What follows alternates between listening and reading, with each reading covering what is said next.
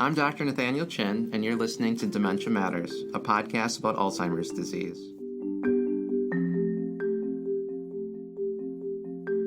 Dementia Matters is a production of the Wisconsin Alzheimer's Disease Research Center.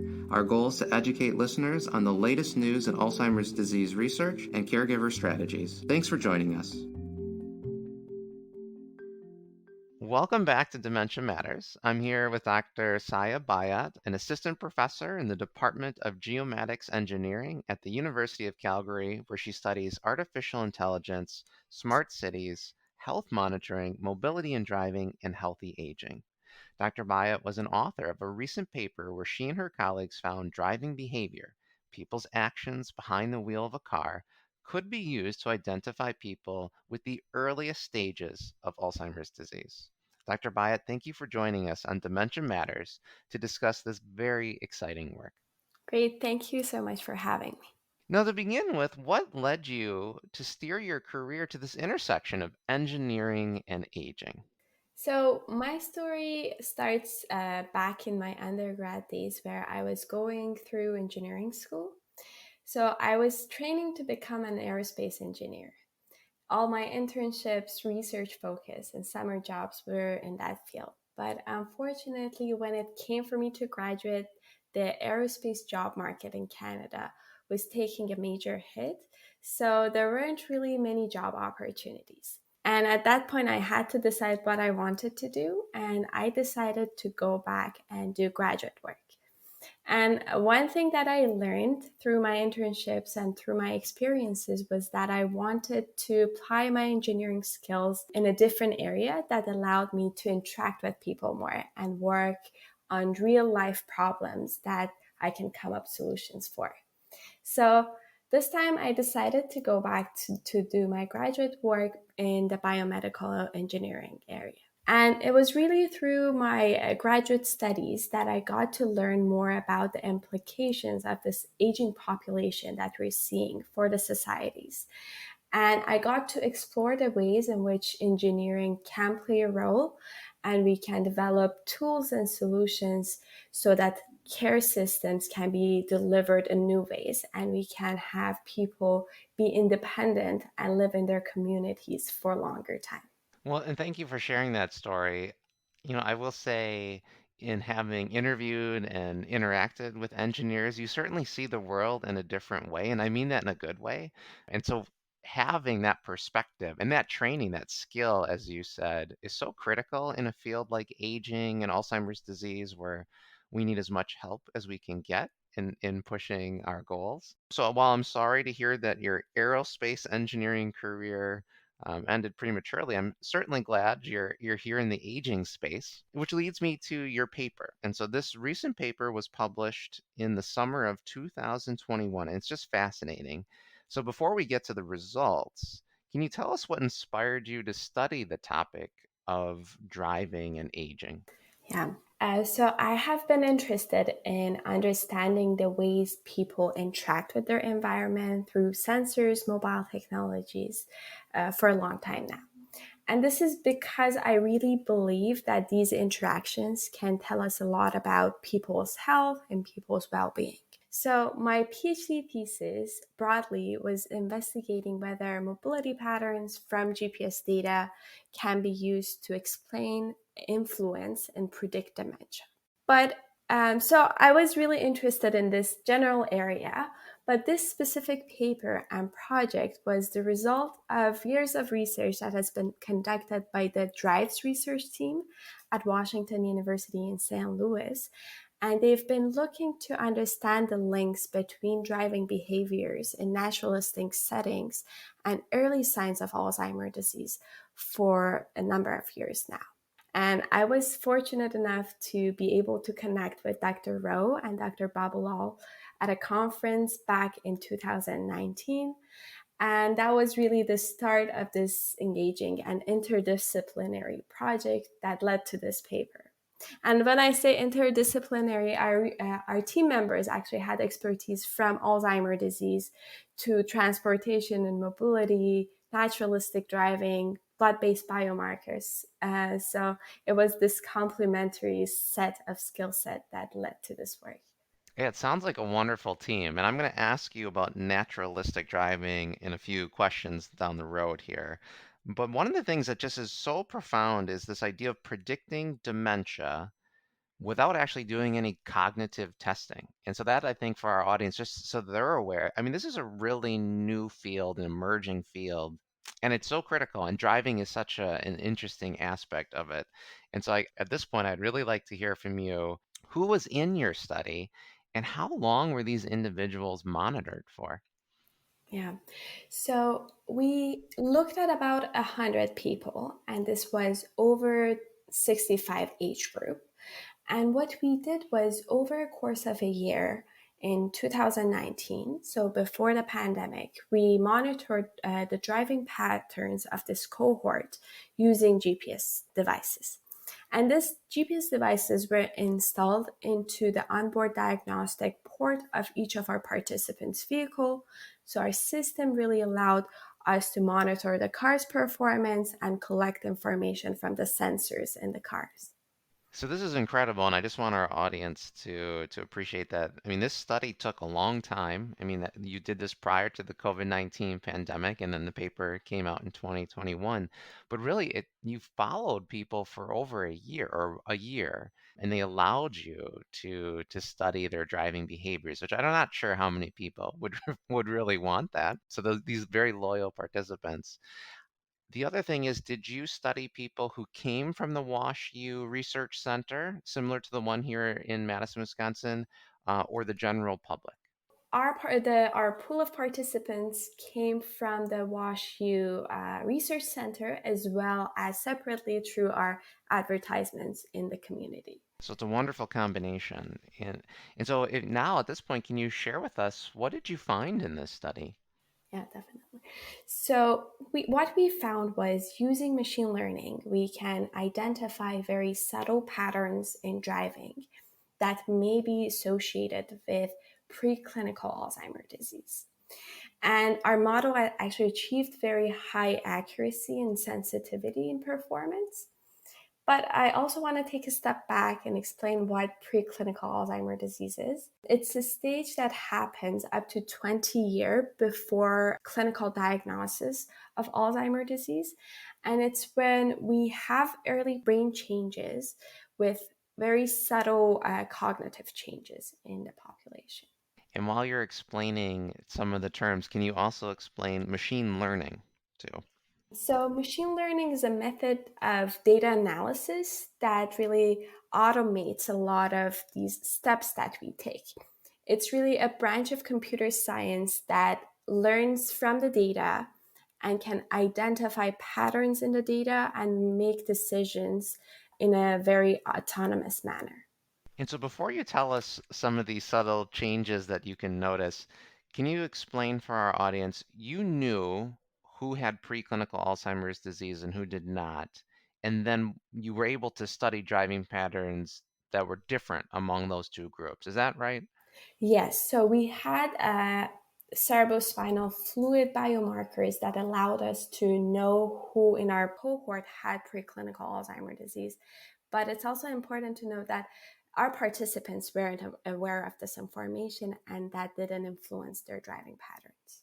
And so then you were able to look at the driving patterns within each of those groups, preclinical Alzheimer's disease and not, and determine if there was a significant difference. Exactly.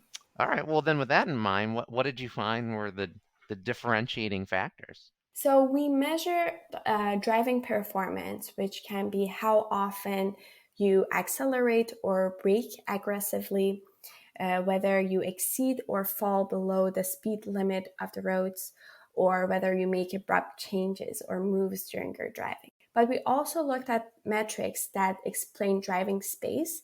And these were, for example, the number of trips that you make, the average distance that you travel, or the number of unique destinations that you visit in your excursions.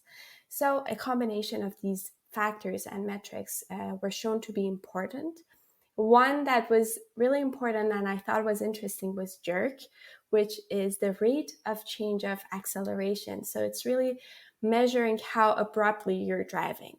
Other metrics that were important were the number of trips that were made at night, the typical distance that you travel to. So these were other metrics. And so when you say jerking, that's accelerating, that's not hitting the brake more often? So that really includes both. So whether it's acceleration, abrupt acceleration, or deceleration in form of braking. Now, in your paper, you also show that driving more slowly and logging less total miles are factors too. Is that right? Yeah, those were the two other measures that we computed, and we saw that they are correlated really with preclinical Alzheimer's disease. And I'm glad you said correlated. So it's not that you're saying one's causing the other, but there seems to be a relationship Yeah. to a driving behavior and performance and having these preclinical, meaning, technically no symptoms or at least cognitive impairment in the individuals. So the tricky thing for me is that, a lot of different health and life factors can impact driving. And I imagine it's really hard to control for those variables, such as vision changes, back injuries, new medications, anything that could happen over the course of the year that you're studying these individuals. Is that something that you're looking to in the in future studies to somehow control for these kinds of factors? Absolutely. So that's a really important point. So what we saw in this paper was that the results suggest that there may be some changes and differences in driving patterns of these two groups, but really we need to test the validity of our models in a larger population, more diverse population, and account for these variables that you mentioned before we can implement these solutions in real settings. And when people think about Alzheimer's disease, they're usually just thinking about memory change. I'm forgetful, or I have a short-term memory issue. But this study would suggest possibly that other cognitive functions, like a person's ability to pay attention or to multitask, or even just their visual spatial abilities, could actually be impacted even earlier and therefore impact driving. And I'm not saying you're stating that's the case, but that's possible. And so the reason I asked earlier about where the participants came from is at a research center, you probably have access to at least some of these participants' cognitive test scores, because that's the benefit of following people over time. I'm wondering if you're going to look at cognitive scores, even if it's not an impairment, but just cognitive change in some of these driving patterns. Is that in the future? Yes, definitely. We're going to look further into these, but I want to also mention that we looked at the cognitive rating measure assessment that was conducted with our participants. And this is a measure that identifies the overall severity of dementia, and it has 6 different areas that it accounts for. For example, memory and orientation. And all of the participants that were included in the study had a clinical dementia rating score of 0, meaning they had no cognitive impairment by this test. And all rights, these were, average regular people from the community. Yeah, exactly. Wonderful. Okay. Well, then now I wanted to get at that comment you made about naturalistic. So, how is driving assessment using a naturalistic environment better or worse than traditional on-site Department of Transportation driving assessments? And if you could start by explaining naturalistic to us too. Yeah. So naturalistic driving is when we can really look at and monitor driving patterns of individuals in the settings that they usually drive, whether it's the road that you take to visit your friend's home, your daughter's home, the road that you take to drive to work. So we can really look at your driving behaviors in those settings. I would say the problem with the traditional road test that we have is that it's really a measure of driving performance under a controlled condition and at a specific site and at a specific time. So that can really influence your driving behaviors. There are often really good measures of driving performance, but they're not measure of daily driving behavior, if that makes sense. Because of these differences, I would say the field of driving research is really shifting toward looking at naturalistic outcomes. And this is now easier because we have access to mobile technologies, wearable technologies, and we can collect these huge data sets. I mentioned this interview to a teammate of mine who asked this really great question and that I'm hoping you can answer, which is how do you account for people that are just bad drivers at baseline? They don't have any changes in their brain, but they just were not good drivers to begin with. Yeah.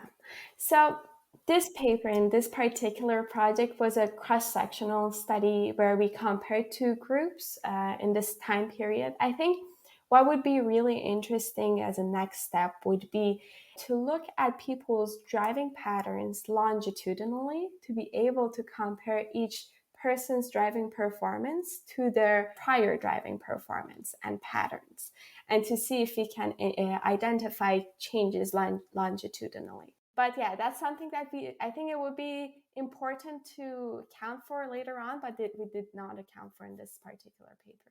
And so to end, I was hoping you could share with us what you're currently working on. What is the direction of this research or your research lab in particular? So I'm hoping to continue this line of research, and we want to expand this work in different sites with larger populations so we can really test whether these models can be validated in different settings and with different drivers. And as you might imagine, driving is something that really depends on the weather. It can depend on the location that you're driving, whether you live in a rural area or urban setting that can influence your driving pattern. So there are many different variables that we have to look into and account for in our future studies that I'm hoping to be able to look into it. Well, I hope so too. And with that, thank you, Dr. Bayat, for being on Dementia Matters. We do hope to have you on in the future when you have more of your data. Thank you so much for having me. It was great to talk to you. Thank you for listening to Dementia Matters. Follow us on Apple Podcasts, Spotify, Google Podcasts, or wherever you get your podcasts to be notified about upcoming episodes.